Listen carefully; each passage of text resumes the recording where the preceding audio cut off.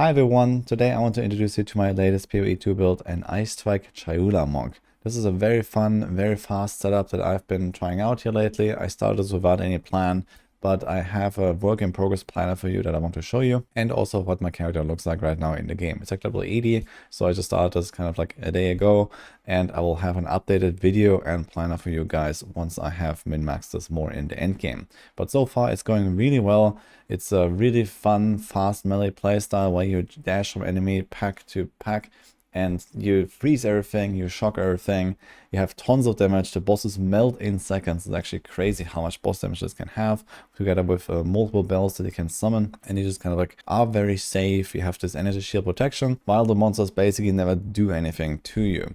So it just kind of like works really well, and I'm excited to see how far I can push this. Just to give you a little taste of what some of those boss fights look like, this was here in Act 6 in the campaign where I fought the Mighty Silver Fist. And you can just melt bosses in seconds with this stuff while they don't do anything to you. Here's another example, and the map bosses don't really look any different from that. So you just actually kill them in like 3 seconds or something like that. It's absolutely wild. Even relatively juiced up bosses die in very little time. So here's an example from mapping where I actually have my Atlas passive juicing up the bosses with multiple extra difficulty tiers. And I'm still only like level 75 or something in this clip. So they do melt extremely quickly, and they can do millions of DPS once you have the full combo rolling. And this is not even the final form. I only add 4 Ascendancy points, and like as I said, level 75. Most of my gear is from like end of campaign, early maps maybe. And this can get a lot stronger than that. So how does the setup actually work? And a lot of people ask me, why do I even play the Chayula Monk in the first place? Well, I just kind of looked at both of the choices when I made Smonk, when I ascended, and I was like, oh, they changed the Invoker a little bit, so the physical damage reduction doesn't exist and so on. So I was just like, okay, let's try out this here. So that's kind of the main reason why I chose this. It was kind of just looking cool and interesting, and I wanted to try it out. So what I have here right now is Into the Breach, which is kind of like the signature skill that you get as a Chayula Monk. And this makes these little flames appear that you can see here right now as you walk around. There will be these little purple, red, and blue flames that you can pick up. The red ones give you healing, the blue ones give you mana, and the purple ones are the big ones that give you extra damage as chaos. It's 7% per flame, and this can be buffed to 14% per flame. And then you get up to 140% of your damage as extra chaos damage for 10 seconds. Now the thing about this is that each flame lasts with an individual timer, so you don't refresh the timer. You can't just like pick up one flame every 10 seconds and you're fine. But in some cases it's kind of nice because you just kind of like casually walk through them. So as you fight your way through the map here, sometimes you just kind of like happen to walk through them. You get a bit of mana here, you can take this thing, you take this other flame, and suddenly you have 3 buffs. You get another one maybe here that have 4 buffs. And it turns out to be some kind of like, you know, between 14 to 35% extra damage pretty much all the time for me. And in some cases you can actually get even more out of it. For example, when there's like a boss spawning animations, a lot of bosses have that, where you just kind of wait and do nothing, and you just kind of like run around the room once, pick up all the flames, you have like 6 stacks of the buff, and you get like double damage, and then you just blast down the boss before the buffs even expire. So this is kind of how that works. And other than that, you know, the healing is nice, the mana is nice, you just kind of pick it up on the fly, and you can get all of the extra spirit cost supports in here. Have Herbalism, Vitality, Clarity, Cannibalism. It actually doesn't cost any spirit, which is also a nice little perk. You see here I have 25 spirit. When I take out a gem, it's still 25, but these gems actually do work. So you have eventually 5 free mini auras that you can just put into the breach. And that is another nice perk of this Ascendancy, I think. The other one is the Chaos Res. So this just makes getting a Chaos Res up very easy. You get 7 here, you can get 10 from the campaign in Act 6. So you have 17 default, and that is doubled to 34. So you need like another 20-25% or so, and your Chaos Res is looking really good. So I completely ignore Chaos damage.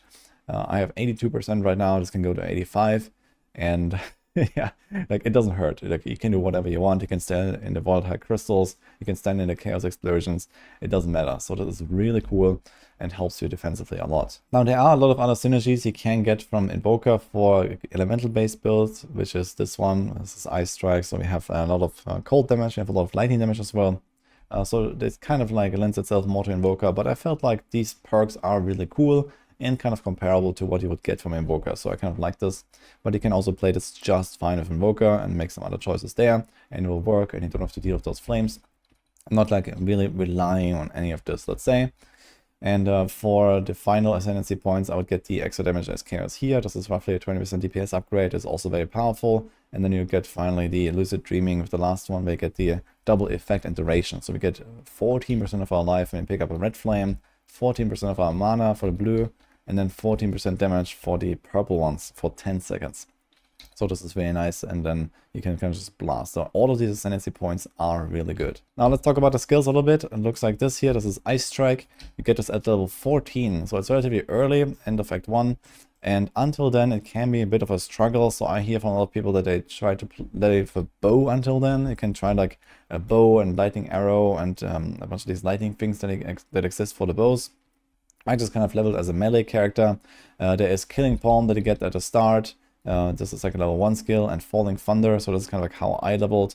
I can show this very quick. So this is like a level 1 skill, and this.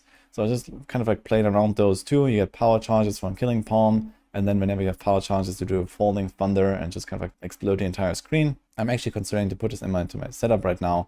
We'll see, but maybe I'll have like a secondary attack here with Falling Thunder as well. And then later you get the bells. So you have the Temper spell here. This is actually a level 3 skill. You get this pretty early, so you can use this quite early on already.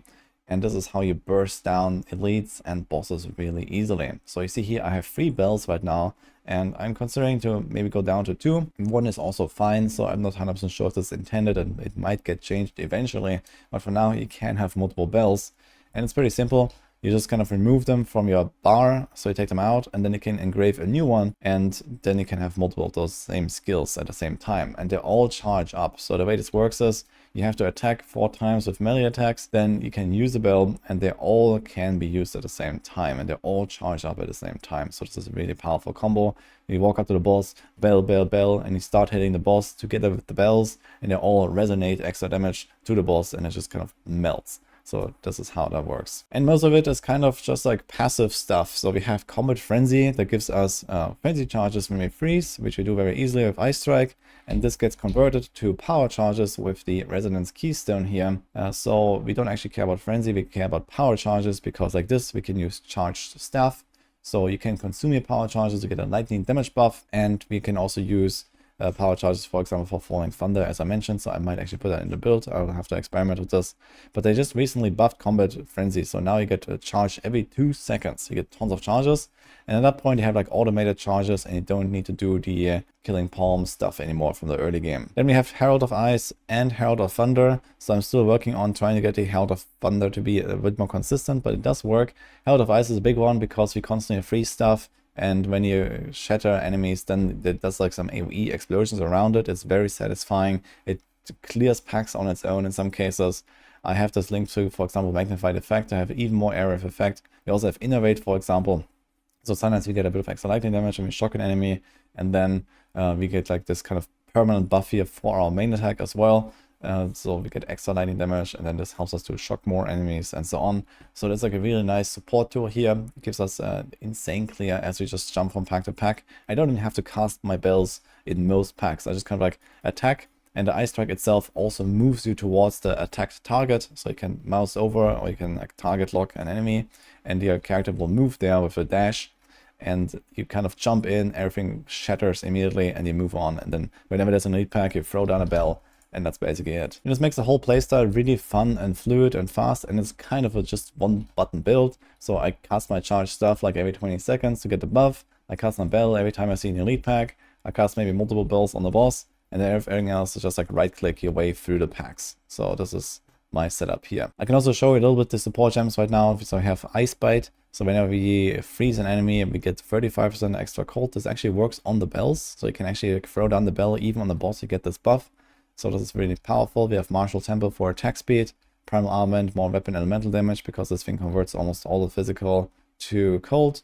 And then we have Close Combat here. It's pretty big mana cost, but mana is not a huge issue, especially when you pick up these flames all the time and sometimes you press the mana pot. So I didn't have any problems so far, but there are some ways on the tree to solve this as well. For the charge stuff, we have the chance to shock because you shoot out these shock waves as you have this buff. So you basically extend your normal attack with an extra shock wave. It's like a secondary hit that comes out of it that does a lot of lightning damage. So we can try to shock stuff here, which helps us with the Hail of Thunder stuff. For example, cold exposure. So you can just like automatically apply the cold exposure, which buffs our Ice Strike here. So I have this on charge stuff and also lightning exposure, so we get both exposure types. I would also add the extra exposure here and then I don't know, maybe some extra lightning damage or something later on, but overall this is like a nice extra lightning damage buff, and like this we have cold and lightning combined, and we also have a bit of a reach here in AoE. Hail of Thunder looks like this. So this happens whenever we kill shocked enemies, so we shock them for the charge stuff mostly and some extra lightning damage we may have.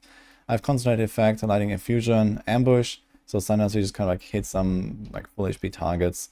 There's not really that much to take here, but we'll see. And then for the bells, so my main bell looks like this. We have Tempest Bell here. I have the Overabundance, so that's kind of like the main important multiplier here. You get +1 to limit, and this is really big because you can actually charge up the next bell while the previous one is still active. So usually you cannot gain this +4 combo while the bell is active, but when you have the +1 limit, you can actually charge up the next one immediately.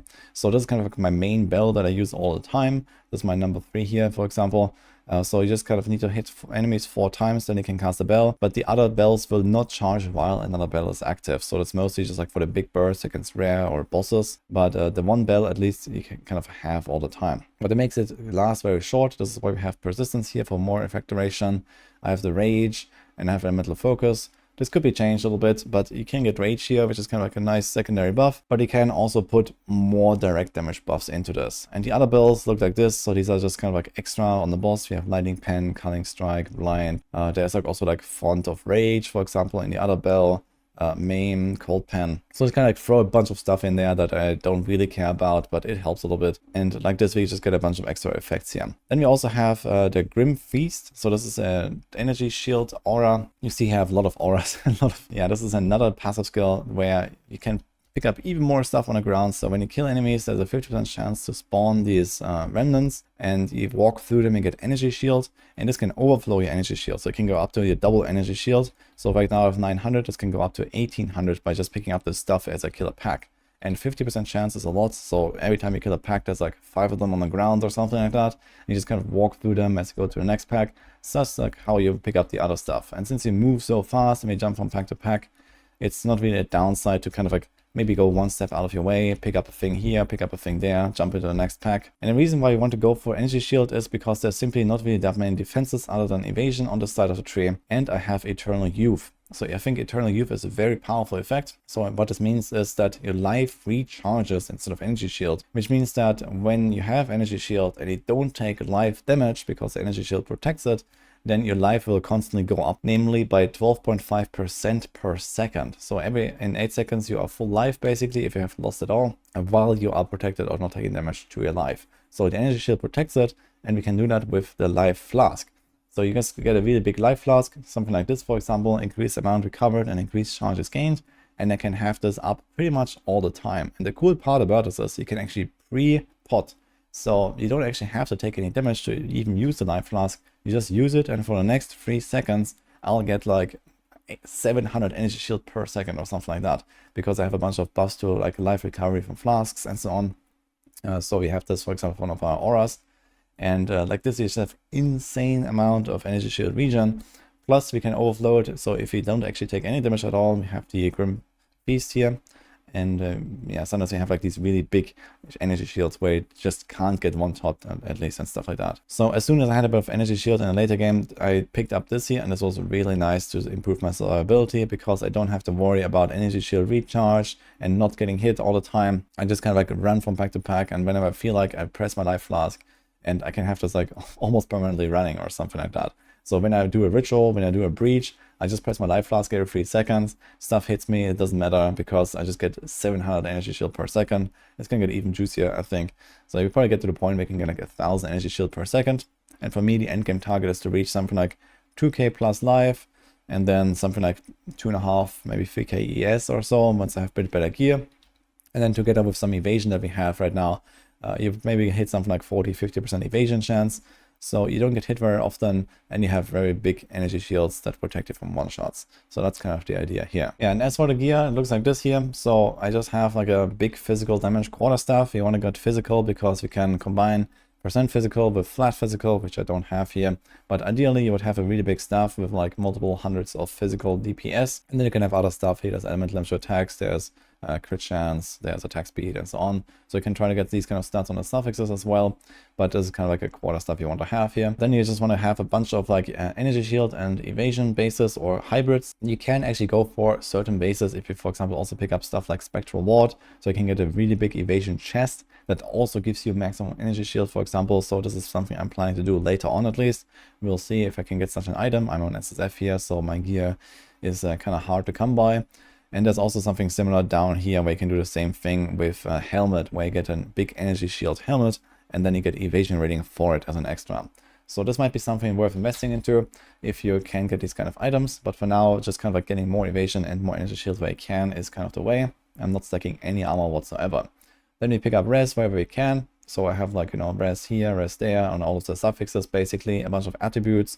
It is a somewhat attribute hungry setup because you need to have very high dex and very high int to actually get all of those attribute requirements for your skills. So you need to hit like 150, 160 plus or so on all of these later on, and a little bit of strength doesn't hurt. So you kind of have to fill up all the suffixes with res and extra attributes. And for the prefixes, a bit of life, a bit of energy shield, a bit of evasion maybe on the amulet or so wouldn't hurt, and then a bit of extra damage. You can have that on the gloves and on the rings. And here's the passive tree. So basically this is how I leveled roughly. I tried to make the progression here. I kind of like pick up a bunch of the extra attack speed here at the start and then go up to the extra elemental damage. There's like extra damage from chill and shock. As extra damage you can get as lightning, more attack speed and attack damage. Then I pick up some defenses here and extra speed and mana and extra damage on this side here at the start of the shadow area. And then I do a long path to the quarterstaff nodes here. And the quarterstaff nodes are relatively nice. You get lots of freeze build up, attack speed, you get a bunch of extra accuracy, crit bonus. And then we pick up the herald stuff here. So this is probably going to be like level 40-ish or something. At that point, you will have the heralds as well. You have like this coming calamity, lots of extra damage when you have heralds active. And then you can pick up more crit stuff. So I'm slowly starting to invest more into evasion and crit stuff. There's also some attack speed here and the resonance that I talked about earlier. And then you want to get evasion, energy shield, and just kind of a crit all the way from here on out. So I just pick up all of the crit nodes. Here's crit, here's crit, here's crit, here's an energy shield cluster. So you want to scale crit, and right now my character currently has like, I don't know, 24% crit chance with like 250% crit damage, and I think eventually this will go up to something like 40% crit chance with like 400% crit damage. So you're going to do some pretty big chunks with your crits eventually. So you can follow this skill progression here in the planner if you want. I will also fill this up with like some more items and stuff very soon. Right now the planner is relatively blank besides the skill tree. And this is my first look at the setup here. So I have a ton of fun with this. It's a really cool one button playstyle, very fast. You just kind of jump around as you see, and it's just something I can recommend to try out if you want to play some melee build. And let's see where this will go, but I think this is going to be a very powerful late game build later on. I'm going to leave you with that. Hope you enjoyed this here. Let me know how it goes if you're monk or what else you might want me to try, and I'll see you guys next time.